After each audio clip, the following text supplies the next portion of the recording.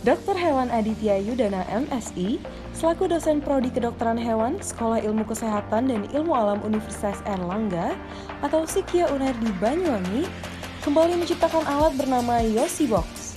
Penciptaan alat tersebut berdasarkan dengan penelitian di lapangan bersama dengan Yayasan Penyu Banyuwangi atau biasa disebut Banyuwangi Sea Turtle Foundation atau biasa disingkat dengan BSTF. Ya, ini memang benar-benar baru ya, alat inovasi. Inisiasinya antara Prodi Kedokteran Hewan Sikia UNER dengan Banyuwangi Sea Turtle Foundation ya, atau Yayasan Penyu Banyuwangi.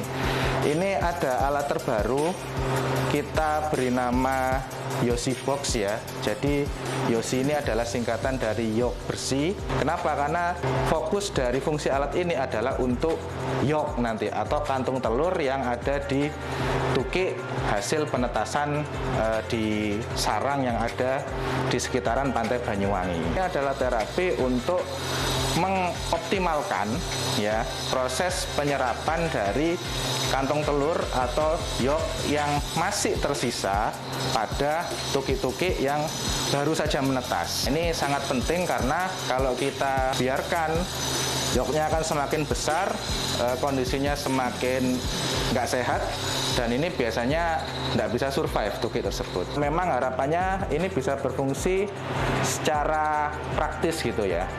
Namun tentu saja karena masih baru, masih awal, kita akan selalu tetap lakukan inovasi gitu ya. Kita akan selalu update, selalu perbarui sampai benar-benar ini nanti bisa bermanfaat secara luas.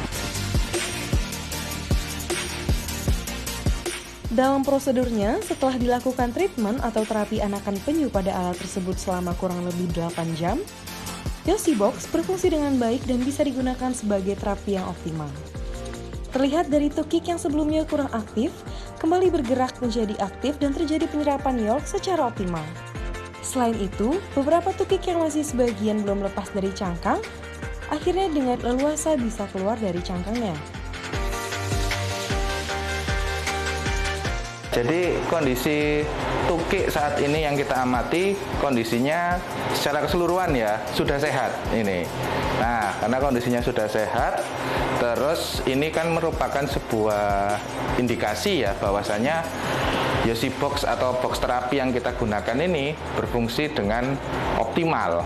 Kebetulan kita mendapatkan hasil yang menarik ya menurut saya ya, dan ini sebuah terobosan juga karena selain kita lihat kondisinya secara keseluruhan sudah sehat, terapi untuk bisa melakukan penyerapan yolk yang masih di luar kemarin itu ternyata dalam hitungan jam ya, kurang lebih kita hitung kemarin datanya 8 jam mulai terjadi penyerapan.